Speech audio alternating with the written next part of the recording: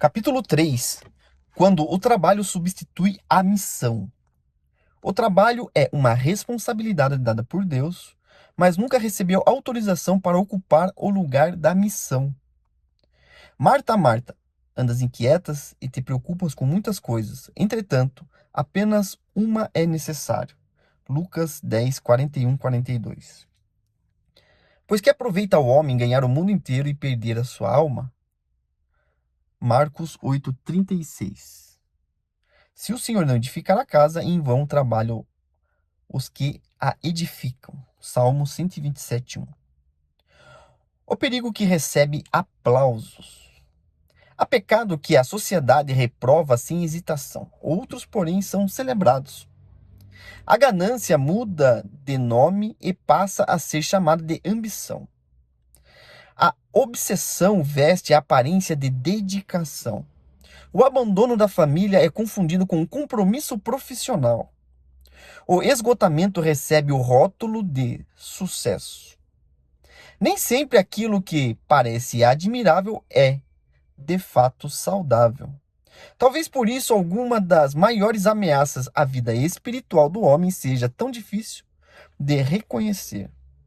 Elas não chegam anunciando destruição. Aproximam-se discretamente, envoltas em virtudes aparentes. São elogiadas, incentivadas e muitas vezes aplaudidas. Raramente um homem será repreendido por trabalhar em excesso. O mais comum é ouvir elogios, dizer a ele: oxe, essa pessoa é dedicada, responsável, determinado. Tornou-se alguém que faz o que precisa ser feito. Aos olhos da cultura, isso parece suficiente. Mas existe uma diferença profunda entre a aprovação das pessoas e a aprovação de Deus. Nem tudo que recebe aplauso na terra encontra aprovação no céu. Por isso, uma pergunta precisa ser feita com honestidade. O seu trabalho está servindo à missão que Deus lhe confiou? Ou, sem perceber, a missão foi colocada sobre o altar para que o trabalho ocupasse o seu lugar? No fim daquela tarde, o trânsito seguia lentamente enquanto ele voltava para casa. O dia havia consumido suas forças, reuniões intermináveis, cobranças, problemas inesperados e decisões difíceis ocuparam cada espaço da agenda.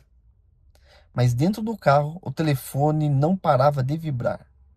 Mensagens, e-mails, notificações e novas pendências pareciam disputar sua atenção. O expediente havia terminado, mas o trabalho ainda não. Quando finalmente atravessou a porta de casa, seu corpo chegou antes da mente. Os filhos correram ao seu encontro. Uma queria mostrar o desenho que havia feito com tanto entusiasmo, o outro estava ansioso para contar uma história que acontecera na escola. Sua esposa apenas desejava alguns minutos de conversa. Aqueles que fazem um lar permanecer vivo. Ele sorriu, mas havia um pouco de si naquele sorriso. Ele sorriu, mas havia pouco de si naquele sorriso. O cansaço não era apenas físico, era um desgaste que alcançava lugares mais profundos, onde o descanso de uma noite de sono já não conseguia chegar. Sentou-se no sofá, pegou o celular, disse para si mesmo que responderia somente algumas mensagens antes de desligar. Foram apenas algumas e depois mais algumas. Sem perceber, os minutos se transformaram em horas. Quando levantou os olhos da tela, o dia já havia terminado. Nada de extraordinário aconteceu. Não houve discussões, ninguém levantou a voz. Nenhuma tragédia marcou aquela noite. Apenas uma ausência silenciosa. Daquelas que quase ninguém percebe no início, mas que, repetidas dias após dias, vão abrindo distâncias difíceis de medir. Essa cena se repete em incontáveis lares.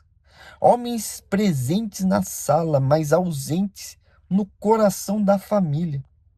Pais que amam profundamente seus filhos, embora lhes entregue apenas o tempo que resta, depois que todas as outras prioridades já foram atendidas. Sem intenção, oferecem às pessoas que mais amam não o melhor de si, mas as sobras de uma agenda que nunca termina. Quando coisas boas ocupam o lugar das coisas principais. As maiores tragédias da vida espiritual quase nunca começam com escolhas claramente erradas. Na maioria das vezes, elas surgem de algo muito mais sutil. Aquilo que é bom vai, pouco a pouco, ocupando um espaço que nunca lhe pertenceu. O trabalho é bom, a responsabilidade é boa, a provisão da família, a dedicação aos compromissos e o desejo de produzir também são expressões legítimas da graça de Deus. Enquanto permanecem no lugar certo, tornam-se instrumentos de bênção. O problema aparece quando essas dádivas deixam de servir e passam a governar. É por esse caminho que muitos homens se afastam do que realmente importa. Não porque deixaram de amar a esposa ou os filhos. O amor continua existindo, mas outras prioridades assumem o centro da vida sem que isso seja percebido. A mudança raramente acontece de uma vez. Ela chega em pequenas concessões. Uma agenda sempre cheia. Um compromisso que parece inadiável. Um dia a menos em casa. Depois outro e outro. Quando se olha para trás, aquilo que antes era apenas uma parte da vida já se tornou o eixo em torno do qual tudo gira. Esse é o verdadeiro perigo. Não está apenas em fazer o que é errado, mas em permitir aquilo que é correto ocupe o lugar que pertence somente a Deus. Sempre que algo assume a posição suprema do coração, esse algo se transforma em um ídolo. O trabalho como dádiva de Deus. Antes de avançarmos, é importante desfazer um equívoco que acompanha muitas pessoas. O trabalho não nasceu como consequência da queda. Ele faz parte do projeto original do Criador. Muito antes do pecado entrar no mundo, Deus colocou Adão no jardim com uma missão: cultivar e guardar a criação. Havia propósito em produzir, construir, administrar e servir. Essas responsabilidades não eram um castigo, eram uma parte da dignidade concedida ao ser humano desde o princípio. A Bíblia, por isso, jamais apresenta o trabalho como uma maldição. O que a queda trouxe foi outra realidade: o suor, o desgaste, a resistência da terra, a fadiga e as dificuldades que passaram a acompanhar aquilo que antes era exercido em perfeita harmonia. Essa compreensão muda completamente a maneira como enxergamos o trabalho. O problema nunca foi trabalhar, o problema sempre foi transformar o trabalho em objeto de adoração. Existe uma distância enorme entre essas duas posturas. Quando trabalhamos para a glória de Deus, nossa vocação se torna um ato de culto.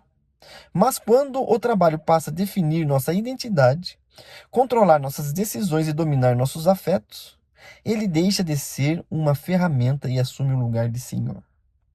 Toda ferramenta foi criada para servir. Nenhuma delas foi criada para governar.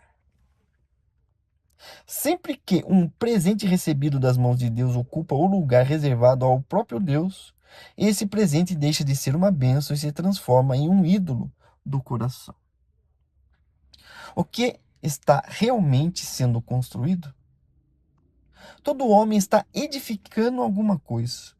Alguns dedicam a vida à carreira. Outros concentram seus esforços na construção de um patrimônio. de uma empresa, de um nome respeitado ou de uma influência que alcance muitas pessoas.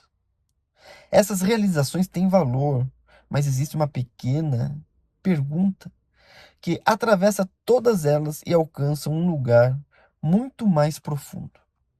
Quem você está se tornando enquanto constrói tudo isso?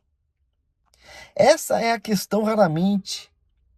Esta é a questão que raramente aparece nos planos de crescimento, nas metas profissionais e nos projetos pessoais.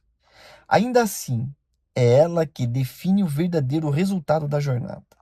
É perfeitamente possível erguer uma empresa admirável e, ao mesmo tempo, deixar a alma em ruínas.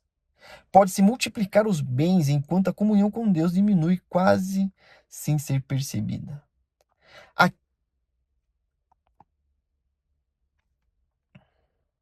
a quem conquiste reconhecimento público, seja admirado por muitos, mas descubra tarde demais que perdeu a proximidade daqueles que mais ama. Também é possível levantar uma casa impressionante e silenciosamente deixar de construir um lar. No fim das contas, a pergunta decisiva não é o que estou construindo, mas a pergunta que realmente importa é outra: o que essa construção está fazendo comigo? Porque cada conquista molda o coração de quem a persegue. Toda obra transforma de alguma forma o seu construtor. Marta, quando o serviço perde o centro. Poucos relatos revelam com tanta clareza o perigo das prioridades invertidas quanto ao encontro de Jesus com Marta e Maria. À primeira leitura, alguém poderia concluir que Marta simplesmente trabalhava demais.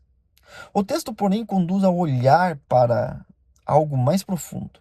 Ela estava servindo, preparava a casa, recebia Jesus com dedicação, cuidava de tarefas que precisavam ser feitas. Nada disso era errado. Pelo contrário, eram expressões legítimas de hospitalidade e amor. O problema surgiu quando aquilo que deveria aproximá-la de Cristo passou, pouco a pouco, a ocupar o lugar que somente ele deveria ter. Lucas descreve Marta como alguém ansiosa e fadigada com muitas coisas. Perceba que Jesus não censura o serviço. O que ele confronta é o estado do seu coração. Marta continuava ativa, mas havia perdido o centro.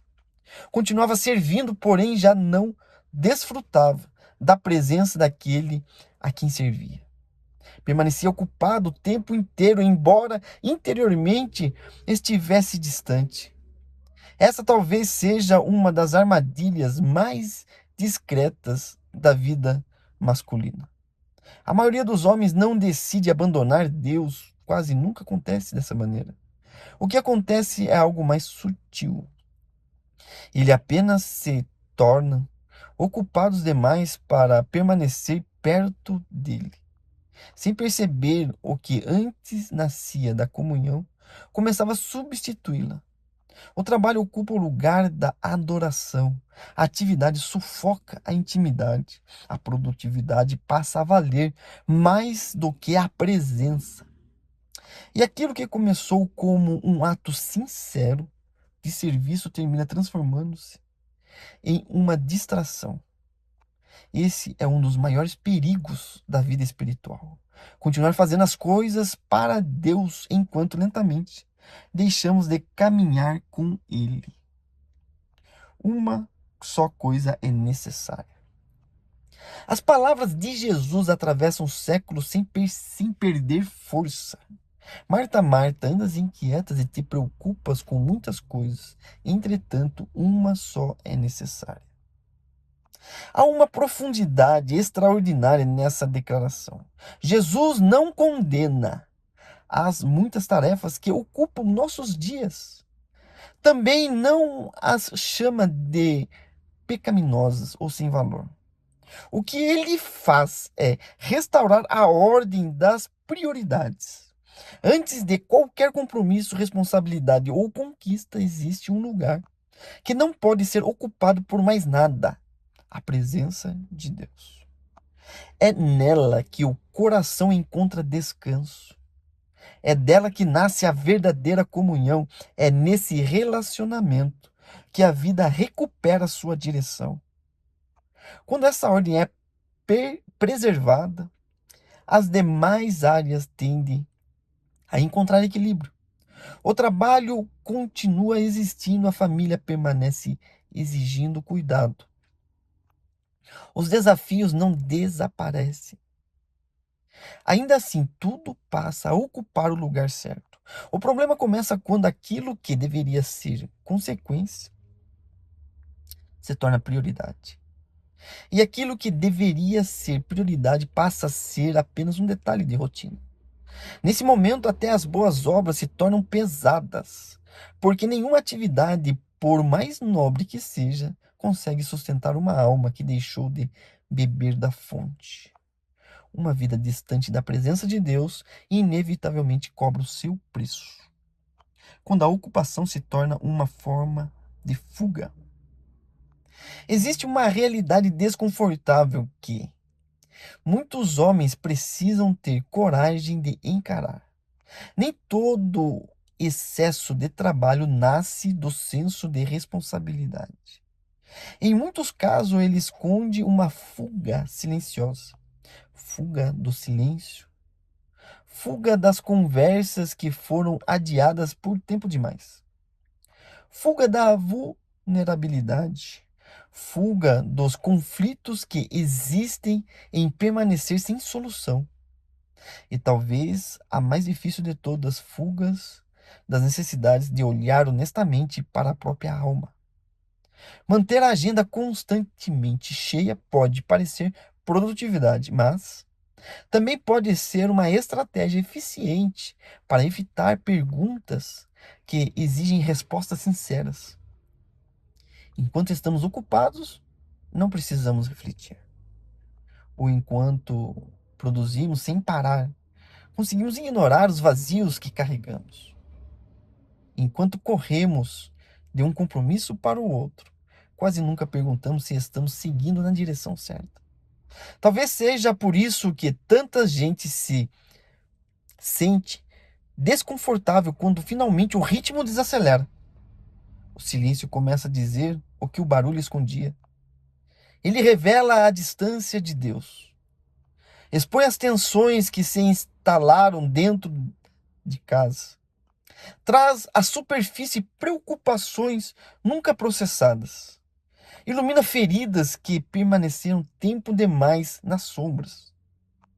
A atividade incessante pode funcionar como um anestésico para a alma. Ela reduz a percepção da dor, mas não remove a sua causa. Aquilo que escolhemos ignorar não desaparece. Apenas continua crescendo silenciosamente, onde nossos olhos já não alcançaram. O perigo da identidade baseada na produção. A queda não afetou apenas o relacionamento do homem com Deus. Ela também deformou a maneira como ele passou a enxergar a si mesmo. Entre essas distorções está uma das mais silenciosas e perigosas: a necessidade de encontrar valor naquilo que se produz. Vivemos cercados por uma mensagem repetida de inúmeras formas. Ela aparece nas empresas, nas redes sociais, nas conversas e até por vezes dentro da igreja. A lógica é sempre a mesma. Você vale pelo que entrega, pelo que conquista, pelo que acumula e pelo que consegue realizar. Quando essa ideia encontra espaço no coração, o trabalho deixa de ser uma vocação e se transforma em uma tentativa constante de provar quem somos. É por isso que tantos homens desenvolvem uma relação adoecida com o trabalho. Eles não trabalham apenas para cuidar da família ou para cumprir a sua responsabilidade diante de Deus. Trabalham porque precisam sentir que têm importância. Esforçam-se para conquistar aprovação, reconhecimento e a sensação de finalmente serem suficientes. O problema é que esse caminho nunca termina. Quem constrói sua identidade sobre aquilo que produz jamais produzirá o bastante. Sempre haverá um objetivo mais alto, um resultado mais expressivo. Cada vitória logo perde o brilho, exigindo outra validação. A alma permanece inquieta como alguém que corre atrás do horizonte sem jamais alcançá-lo. Isso acontece porque fomos criados para encontrar significado em Deus e não em desempenho. Talvez seja exatamente por essa razão que o Senhor estabeleceu o princípio do descanso. O sábado nunca existiu porque Deus precisasse recuperar suas forças. O Criador não se cansa. O descanso foi dado ao homem como um lembrete permanente de sua condição de criatura. Quando interrompemos nossas atividades, reconhecemos que o universo não depende das nossas mãos para continuar existindo. O mundo surge, o mundo segue seu curso, porque Deus continua governando. Descansar, portanto, é um ato de fé. Sempre que escolhemos descansar diante de Deus, fazemos uma declaração silenciosa, porém poderosa. Minha vida não está sustentada apenas pelos meus serviços, meu esforço. Enquanto eu descanso, Deus continua no controle. Essa verdade reposiciona o trabalho em seu lugar de devido lugar. O trabalho é uma ferramenta, um instrumento colocado por Deus em nossas mãos para cumprir um propósito. É um servo útil, mas jamais deve ocupar o trono do coração. Quando permitimos que ele torne o nosso Senhor, deixamos de servir a Deus para servir ao desempenho. Uma história de prioridades. No século XIV, Deus levantou um homem cujo mistério atravessaria fronteiras e marcaria profundamente a história das missões cristãs. Hudson Taylor. Sua dedicação alcançou milhares de vidas e inspirou gerações de missionários. Ainda assim, existe um aspecto de sua caminhada que nem sempre parece a mesma atenção de seus feitos. Taylor compreendia que o maior risco para um ministério frutífero não era a falta de trabalho. O verdadeiro perigo era perder a comunhão com Deus em meio à própria obra. Em uma de suas reflexões, escreveu uma frase que continua desafiando líderes até hoje. É impossível cuidar adequadamente da obra de Deus, negligenciando o Deus da obra. Poucas palavras resumem de maneira tão clara uma verdade tão profunda. Quando um homem permite que sua comunhão com Deus se enfraqueça, cedo ou tarde também perde a clareza sobre os propósitos do que faz. Ele pode continuar ocupado, pode manter uma agenda cheia, pode alcançar resultado, receber elogios e acumular realizações. Por fora, tudo parece seguir normalmente. Por dentro, porém, algo começa a secar. A alma perde o frescor da presença de Deus e aquilo que antes era o fruto da intimidade passa a ser o fruto do esforço humano. Afinal, nenhum fruto permanece vivo quando é separado de sua raiz. O que está sendo sacrificado? Talvez a pergunta mais importante desse capítulo não seja quanto você trabalha. A questão que realmente merece atenção é outra. O que está sendo colocado no altar para sustentar a maneira como você trabalha? Toda realização cobra um preço, toda construção exige renúncia. Sempre que escolhemos um caminho, deixamos inúmeros outros para trás. Essa é uma realidade inevitável da vida. O grande desafio é que alguns custos não se apresentam imediatamente. Permanecem silenciosos por anos, até que um dia revelam a conta. Uma promoção pode ser conquistada novamente, a infância de um filho jamais. Um contrato perdido pode ser substituído por outro. Há conversas, porém, que só acontecem uma vez. Se não forem vividas no momento certo, desaparece com ele. Uma oportunidade profissional pode reaparecer. Já uma etapa da vida em família nunca retorna exatamente como era. Há momentos que possuem um tempo determinado. Quanto esse tempo passa, eles não esperam por ninguém. É por isso que homens verdadeiramente sábios não medem a vida apenas pelo que conquistam. Também observam com honestidade aquilo que estão deixando para trás. Nem toda conquista representa crescimento. Às vezes, a sensação de estar subindo esconde a realidade desconfortável. A escada foi apoiada na parede errada. 5 coisas que o trabalho nunca poderá substituir. O trabalho é digno, é um presente de Deus e uma expressão da responsabilidade humana. Ainda assim, existem lugares onde ele jamais poderá ocupar o espaço que lhe pertence. Primeiro, o trabalho nunca poderá substituir a presença de Deus. Nenhum reconhecimento, patrimônio ou conquista consegue preencher o vazio que somente o Criador é capaz de satisfazer. A alma humana foi feita para ele. E tudo o que tenta ocupar esse lugar acaba se tornando insuficiente. Segundo, o trabalho nunca poderá substituir seu papel como marido. Sua esposa precisa muito mais do que segurança financeira. Ela precisa da sua presença quando o dia termina. Precisa ser ouvida, acolhida e percebida. Precisa de cumplicidade nas pequenas rotinas. De cuidado nos dias difíceis, da certeza de que continua sendo prioridade. Nenhum salário oferece isso em seu lugar. Terceiro, o trabalho nunca poderá substituir seu papel como pai. Os filhos necessitam de direção, exemplo, tempo compartilhado e influência constante.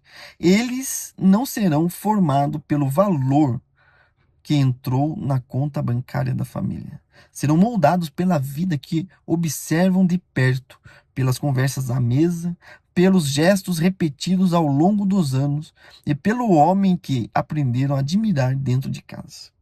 Quarto, o trabalho nunca poderá substituir seu caráter. A reputação pode crescer rapidamente, o caráter não. Ele é construído lentamente, nas escolhas que quase ninguém vê. Quando alguém sacrifica sua integridade para observar o sucesso, descobre que, cedo ou tarde, pagou um preço alto demais por algo que nunca poderia compensar esta perda. Quinto, o trabalho nunca poderá substituir a sua missão.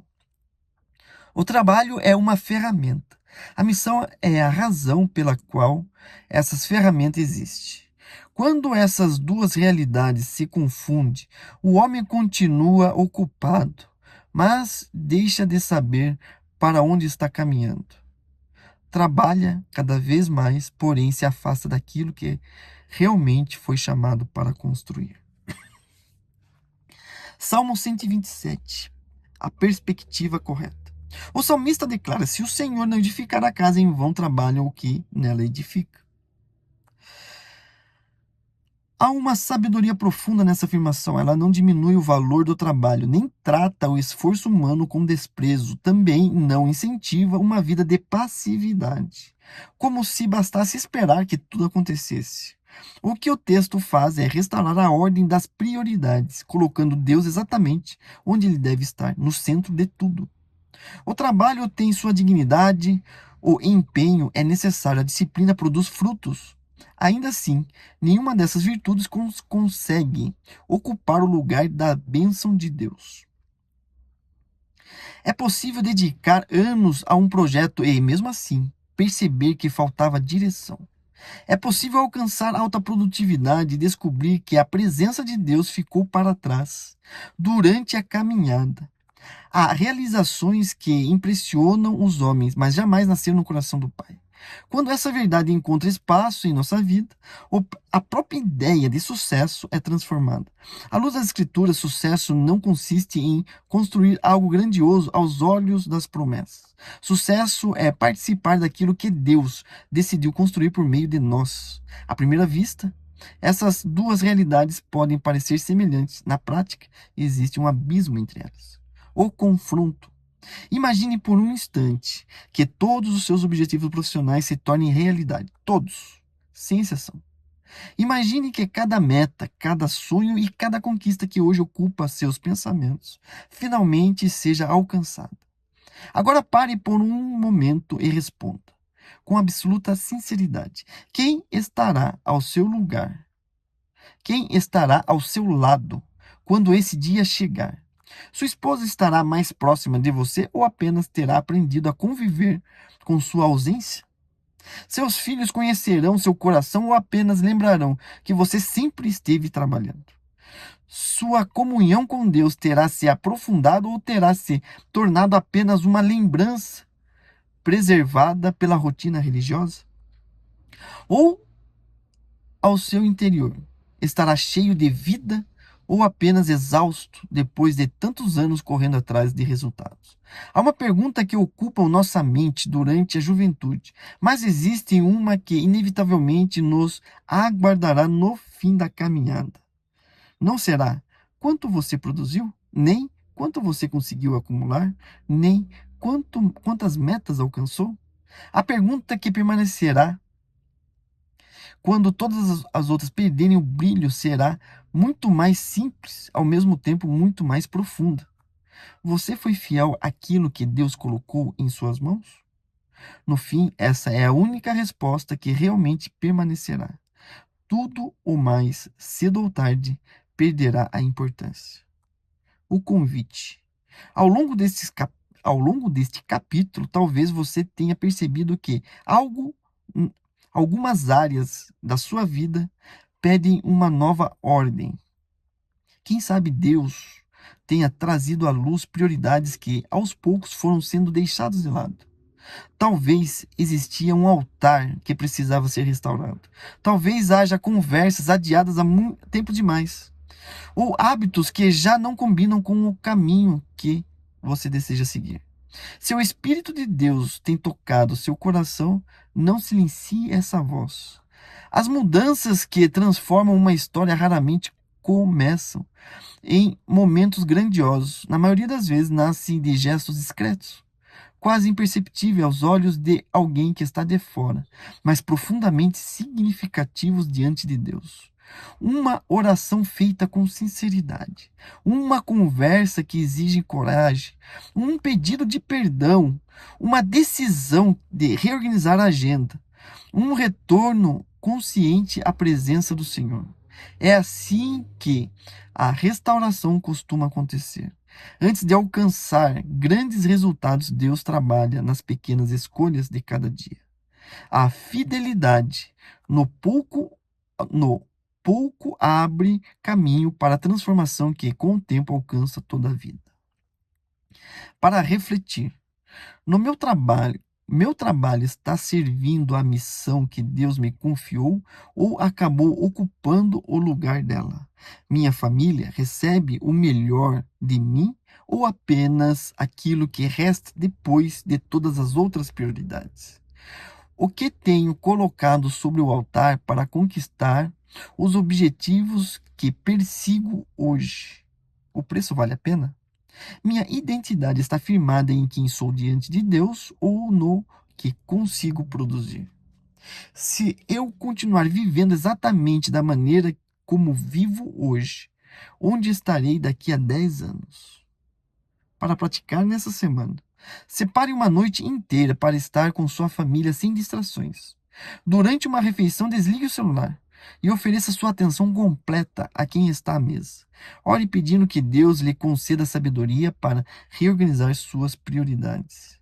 Revise sua agenda e pergunte a si mesmo se ela reflete os valores que você afirma possuir. Converse com sua esposa sobre aquilo que realmente importa nesta fase da caminhada de vocês. Identifique uma mudança prática que possa ser colocada em ação ainda hoje. A oração do capítulo. Senhor, ensina-me a enxergar o trabalho pela perspectiva do teu reino. Livra-me da armadilha de fazer da minha profissão a minha identidade ou da carreira o meu propósito da minha existência. Que eu aprenda a buscar, antes de qualquer coisa, o teu reino e a tua vontade. Permita que meu trabalho seja um instrumento para cumprir a missão que me deste, jamais um substituto dela. Ajuda-me a construir mais do que patrimônio, ajuda-me a deixar um legado, que eu valorize mais do que resultados, que eu cultive relacionamentos, que eu deseje mais do que reconhecimento exterior, que eu permaneça fiel no íntimo do coração. Conserva minha vida alinhada com aquilo que possui valor eterno e faz com que cada decisão reflita essa verdade. Em nome de Jesus. Amém. Versículo para memorizar. Marcos 8:36. Pois que aproveitaria ao homem ganhar o mundo inteiro e perder a sua alma.